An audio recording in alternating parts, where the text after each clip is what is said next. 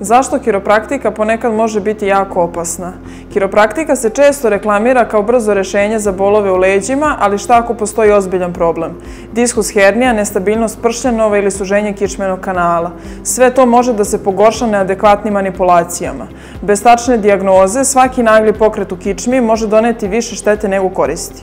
Zato je prvi korak u rešenju problema uvek pregled kod fizijatra specijaliste, a ne kiropraktičara. Fizijatar na osnovu magnetne rezonance i kliničkog pregleda procenjuje pravo stanje vaše kičme. Tek tada se određuje pravi tretman, fizioterapija, manuelne tehnike, ciljane vežbe ili nešto treće.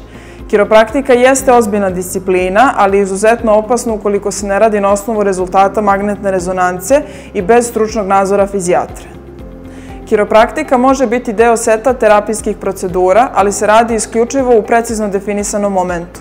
I naravno treba paziti da li je osoba koja koristi kiropraktične metode za to ciljano i definisano obučena ili je samo završila neki kurs. Ne rizikujte svoje zdravlje brzopoteznim rešenjima.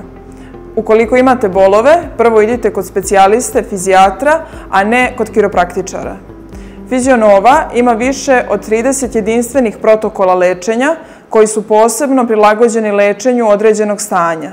Iz tog razloga je neophodan specijalistički pregled fizijatra koji će na osnovu magnetne rezonance i kliničkog pregleda predložiti odgovarajući protokol lečenja. Svaki protokol sadrži kombinaciju manuelnih tehnika i inovativnih aparata koji možemo ukloniti bolove, rešiti postojeće disfunkcije i poboljšati kvalitet života pacijenta.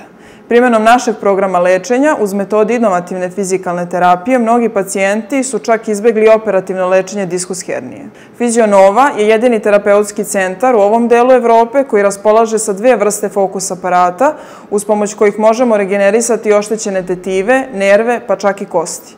Zakažite specijalistički pregled kako bi ustanovili tačan uzrok nastanka bola i rešili vas problema zauvek.